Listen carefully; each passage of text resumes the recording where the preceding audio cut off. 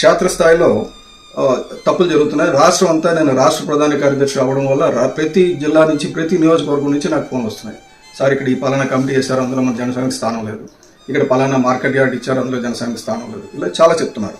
So అవి నేను అందుకంటే అది అధిష్టానం చూసుకుంటుందని దృష్టితో వదిలేశాను. అయితే రాష్ట్ర ప్రధాన కార్యదర్శి అయిన నేను నివసిస్తున్న నియోజకవర్గం ఈస్ట్, విశాఖపట్నం ఈస్ట్లో పాయింట్ ఆఫ్ కాంటాక్ట్గా కూడా ఉన్నా.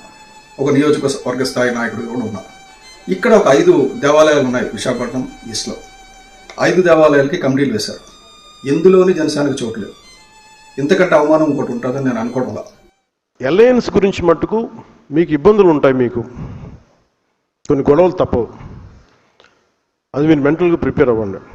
ఏంటి ఈ అన్యాయం ఎందుకు ఇలా జరుగుతుందంటే, సార్ మేము అధిష్టానానికి పంపించాం, అధిష్టానం ఇవే పంపించింది అన్నారు. అంటే డైరెక్ట్గా చంద్రబాబు నాయుడు గారే ఇవి డిసైడ్ చేశారు, లేదా లోకేష్ బాబు గారు డిసైడ్ చేశారు అన్నట్టు చెప్తున్నారు.